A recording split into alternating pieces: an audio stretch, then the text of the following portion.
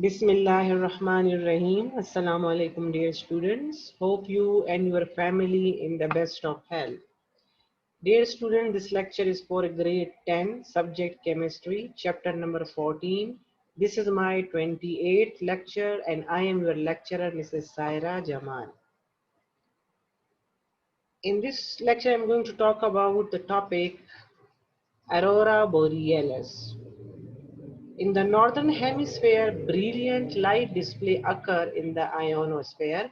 Ionosphere is the sublayer of thermosphere.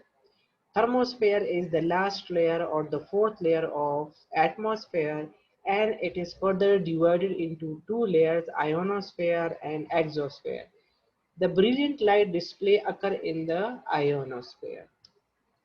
These light displays are called aurora borealis. Auroras are caused by particles from the sun which enter the ionosphere, and in ionosphere when they collide or when they strikes with the particle in the ionosphere, they disperse or they create this brilliant light display in the near the poles. These particles strike atoms in the ionosphere, causing them to glow. In this image, you can see the brilliant light display in the north of northern hemisphere, and this brilliant light display takes place when the particles from the sun enter the ionosphere, and when then they strike other particles in the ionosphere, then they disperse out in these brilliant colors. Society, technology and science, the topic is incineration. Incineration is a waste treatment process in which solid waste is burned at high temperature. Incineration consumes all combustible materials and leaving behind ash, residue and non-combustible material. The combustible material mean those material which can burn and turn into ash. Non-combustible which cannot burn and cannot turn into ashes. So as all the solid waste, they are dumped into the incineration plant where they are burned at high temperature. In the incineration plant, all the combustible material burned out and turned into ash and some residues, and the non-combustible material remain as such. So this process generally reduces the volume of waste by two-thirds, but it is not a clean process. Although it reduces the waste, solid waste into one-third, but it is not a clean process. It produces air pollution. It generates considerable smoke and odor. This smoke may contain oxides of nitrogen and sulfur. And you know that oxides of nitrogen and sulfur are highly toxic gases. In this image, you can see an incineration plant where all the waste, solid waste are dumped and then they are burned at high temperature. And you can see the gases which are produced by this process, and they contain oxides of sulfur and nitrogen, which are highly toxic gases. Society, technology and science, a catalytic converter transforms carbon monoxide into carbon dioxide. Catalytic converter, I told you in my previous lectures that it is an equipment which is fitted in the automobile engines, and the function of that converter is it converts the toxic gases into non-toxic gases. Like carbon monoxide, you know, is a toxic gas. It is turned into carbon dioxide by catalytic converter. Nitric oxide and nitrogen dioxide, you know, are poisonous gases. Catalytic converter convert nitric oxides into nitrogen gas and oxygen gases, and the unburned hydrocarbons into carbon dioxide and water. So you know that nitrogen gas, oxygen, carbon dioxide and water, they are not pollutants. Metals like platinum, palladium, and rhodium are used as a catalyst in this converter. That's why they're called catalytic converter, because catalysts are used in this converter. And which type of catalysts are mostly used? Platinum, palladium, and rhodium are used as a catalyst in this converter. Government of Pakistan should direct car manufacturers to install catalytic converters in car exhaust system. Like this is the duty of government to make it compulsory for all the automobile manufacturers to install catalytic converters in their exhaust systems or the exhaust system of the automobiles. So by this way, the pollution can be controlled. However, the problem is that this catalytic converter is really very expensive. Government should make strict laws in this regard. You can see in this image, this is catalytic converter equipment, and this must be installed in the automobile engines to control pollution by converting the toxic gases into non-toxic gases. Then self-assessment exercise 14.2. Question number 1. Describe how temperature changes as one moves from Earth's surface into the atmosphere up to 50 kilometer. So from 0 to 12 kilometer, which is the first layer of the atmosphere called troposphere. And you know that while moving at altitude, the temperature of the troposphere decreases from 17 degrees Celsius to minus 55 degrees Celsius. As the altitude increases in the troposphere, the temperature decreases from every 1 kilometer increase in altitude. So definitely due to that decrease in temperature, the air gets about 6.5 degrees Celsius cooler. So from the surface of the earth to 12 kilometer, the temperature decreases from 17 to minus 55 degrees centigrade, which make the air cooler. Then after 12 kilometer, the second layer is there, which is called stratosphere, and stratosphere started from 12 kilometer till 50 kilometer. One expected decrease in temperature same like the troposphere, but actually in this layer temperature increases from minus 55 to minus 5 degrees Celsius. Why this increase in temperature takes place? This is due to 10 parts per million ozone which is present in troposphere and which absorb energy from the sun and then convert it into heat and then in turn increases the temperature of stratosphere. So from 0 to 50 kilometer or from the surface of the earth to 50 kilometer, initially in the first layer temperature decreases from 17 to minus 55 degrees Celsius. But after 12 to 50 kilometer, the temperature increases. The reason is due to the presence of ozone in the stratosphere, which absorb energy from the sun and then in turn increases the temperature of that layer. Self-assessment exercise 14.3. What are pollutants? Anything that is present in the air, water or soil and which has a harmful effect on some part of the environment are called pollutants. And example of pollutants, you know, sulfur dioxide, nitrogen monoxide, sulfur trioxide, sulfuric acid, all these are pollutants. So pollutants are of two types, primary pollutants and secondary pollutants. Primary pollutants are directly emitted by the source, like nitrogen dioxide, nitric oxide, sulfur dioxide, carbon dioxide, these carbon monoxide, these are the gases which are directly produced by the sources. But when these primary pollutants react with some other molecules, they form pollutants called secondary pollutants. In this image, you can see two types of pollutants, primary pollutants and secondary pollutants. Primary pollutants are carbon monoxide, carbon dioxide, sulfur dioxide, nitric oxide, nitrogen dioxide, most hydrocarbon and suspended particles. And when these carbon monoxide or carbon dioxide, they react with water, then they form carbonic acid, and sulfur dioxide form sulfur trioxide and sulfuric acid. Nitric oxide and nitrogen dioxide form nitric acid when they react with water. So these primary pollutants when react with water or with other molecules, they form these secondary pollutants. Nitrate, sulfate, hydrogen peroxide, ozone, nitric acid, sulfuric acid, sulfur trioxide, all these are the secondary pollutants, and the sources of these primary pollutants and secondary pollutants, especially the prime pollutants, are burning of fossil fuel, industries, automobiles, and we can say our domestic purposes, the fuel which we use at our homes. Question number 2, list some effect of sulfur dioxide on human beings.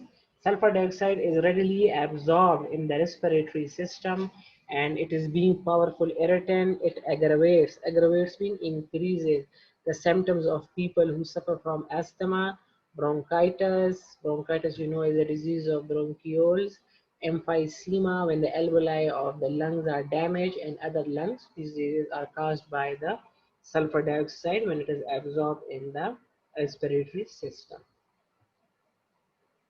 List some air pollutants. First of all, you must try the definition of air pollutants. Anything that is in the air, water, or soil which has a harmful effect on some part of the environment is called pollutant. Some of the pollutants are sulfur dioxide and sulfur trioxide, carbon monoxide, nitric oxide and nitrogen dioxide, methane, chlorofluorocarbons, lead compounds, ozone are the important pollutants. Self-assessment exercise 14.4, write the names of main pollutants in air. Same like the previous question. First of all, write the definition of pollutant and then these 7 types of pollutants. Question number 2 of 14.4, self-assessment. Complete the following reaction. Sulfur dioxide after oxidation or after reaction with oxygen will form sulfur trioxide. Carbon after oxidation is converted into carbon monoxide in limited supply of oxygen into carbon monoxide. And carbon monoxide after further oxidation is converted into carbon dioxide. In excess of oxygen, it will give carbon dioxide, but in limited supply of oxygen, it is converted into carbon monoxide. Self-assessment exercise 14.5, write 3 human activities that are responsible for air pollution.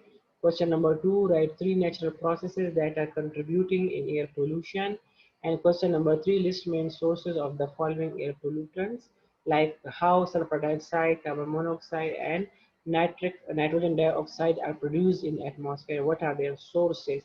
So the first question is 3 human activities that are responsible for air pollution: burning of fossil fuel, deforestation, and use of freon gas in our refrigerators and air conditioning system, etc.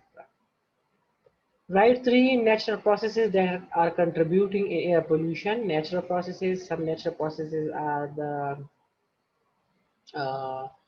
such as forest fire, dust storm, release smoke and dust particle in air, volcanic eruption, which emitted gases or dust particles, ash, termites and cows also release large amount of methane in air, considerable electrical discharges in the atmosphere produces oxides of nitrogen. These are the 3 natural processes that contributing in air pollution. There are so many, but you can quote 3 of them. List main sources of the following air pollutants. Sulfur dioxide is released by power station and industries using fossil fuel. Carbon monoxide is released by incomplete burning of wood, fuels and vehicle exhaust. And nitrogen dioxide are released by exhaust fumes of motor vehicle, power stations and industries using fossil fuels. Self-assessment exercise 14.6, define global warming. The warming of the atmosphere, which is due to our influence on the greenhouse effect, is known as global warming. The increasing temperature of the atmosphere is called global warming. And how this increase in temperature takes place? Because of the human activities that they are using fossil fuel for burning and other problems which produces these global warming. List some effects of global warming. Some important effects of global warming are temperature of the earth will gradually increases. The earth climate may change, affecting both where there is rainfall and how much there is of it. These could cause increased risk of flooding in some regions and drought in other regions. Because of the global warming, some area may cause flooding, and in some area there will be greater rainfall. So polar ice may melt and causes a significant increase in sea level, so the atmosphere become hotter. These are the important effects of global warming. Next question is list some substances that are responsible for global warming. So those substances are carbon dioxide, methane, nitrogen oxide, and carbon dioxide come from fossil fuel burning and deforestation. Methane come from cattle and rice paddies. Nitrogen oxides they come from the release of fossil fuel from fertilizer, etc. Chlorofluorocarbon and hydrofluorocarbon are also one of the cause of the greenhouse gases. They release greenhouse gases, and these gases then actually causes the global warming, and their concentration decreases in the atmosphere decreases day by day because they are so much potent than carbon dioxide. In some cases, hundred of times more potent per unit of volume. They contribute to global warming as well, because I told you they are not used up in atmosphere, and in stratosphere they causes the ozone depletion. 14.7 define acid rain. Acid rain is defined as a rain having pH less than 5.6. Less than 5.6 is acidic pH. Even 5.6 is also acidic pH, but less than this value will be strongly acidic. Right name of gases that causes acid rain. The gases which causes acid rain are sulfur dioxide and nitrogen dioxide. Sulfur dioxide forms sulfuric acid, and nitrogen dioxide produces the nitric acid, and both are strong acid which when mixed with rainwater causes air pollution. What is the effect of acid rain on iron and marble? Give balanced chemical equation. You can see that when iron react with the sulfuric acid, it will give iron sulfate and hydrogen gas. And when sulfuric acid and nitric acid react with the marble or with the calcium carbonate, will form calcium sulfate, water, and carbon dioxide. When calcium carbonate react with sulfuric acid, it will give calcium sulfate. But when calcium carbonate will react with nitric acid, the product form will be calcium nitrate. Next question, list some effect caused by acid rain. Acid rain corrode metals, stone buildings, and statues. Marble statues are slowly corroded by acid rain. Coming towards exercise, select the correct answer. Question number 1. Which gas has highest percentage in the air? So which gas has highest percentage in the air? The options are oxygen gas, carbon dioxide gas, nitrogen gas, and ozone gas. Which gas has highest percentage in the air? So you know that the gas which is present in the highest percentage in air is nitrogen gas, which is present 70 plus percentage in atmosphere. Number 2, lowest temperature in stratosphere is the temperature of stratosphere, which is the second layer of atmosphere. You know that it contains the ozone, and ozone actually increases the temperature of the stratosphere from minus 55 to minus 5 degree centigrade. So the lowest temperature in a stratosphere is minus 55, because increased temperature is minus 5. Minus 55 is smaller value than minus 5. Which are responsible for acid rain? Sulfur dioxide is responsible for acid rain. And nitrogen dioxide, yes, both are responsible for acidic rain, because I told you that both react with the water and form sulfuric acid and nitric acid. Both are strong acids, and sulfuric acid is called king of acid. So definitely it will responsible for acidic rain.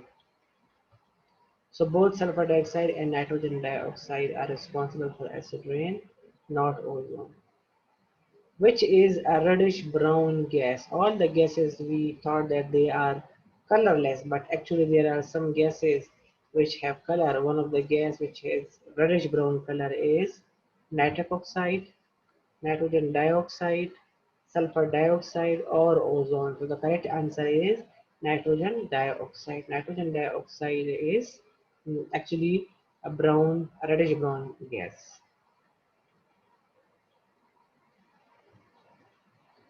Troposphere, which is the first layer of atmosphere, it extends up to what is its altitude. Altitude of this layer is from the surface of the earth till 12 kilometer. So 50 kilometer, no, till 50 kilometer is the altitude of stratosphere. 12 kilometer, yes, from 0 to 12 kilometer is the altitude of troposphere. 18 kilometer or 80 kilometer. So the correct option is 12 kilometer. Number 6, stratosphere extends up to. Stratosphere is the second layer of atmosphere, and as I told you, from 0 to 12. 0 means surface of the earth.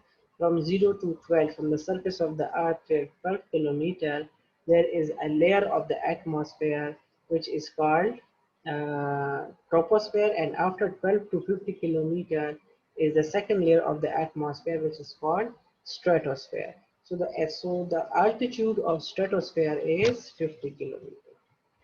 12 kilometer is the troposphere, the first layer of the atmosphere. 15 kilometer, 50 kilometer, or 80 kilometer. So the correct option is 50 kilometer is the altitude of this stratosphere, or which is the second layer of atmosphere. The ozone layer is found in first layer of the atmosphere, which is called troposphere, the third layer of the atmosphere, which is called mesosphere, or the fourth layer of the atmosphere, which is called the thermosphere. So the correct option is the stratosphere, which is the second layer of the atmosphere. Ozone is present. Number 8, most air pollution is caused by, we have different sources which we discussed in our previous lecture, that there are many sources or causes of air pollution, and those important processes which can cause air pollution are forest fire, dust storms, then volcanic eruption, then fossil fuel, incineration. All these are the processes which causes the pollution. So the options are ozone. Ozone causes most of the air pollution, acid rain, carbon monoxide, and the burning of fossil fuels. So it is understood that the burning of fossil fuels takes place on a large scale, and almost all the industries they are run by burning fossil fuels. So that's why the main or the most air pollution is caused by the burning of fossil fuels.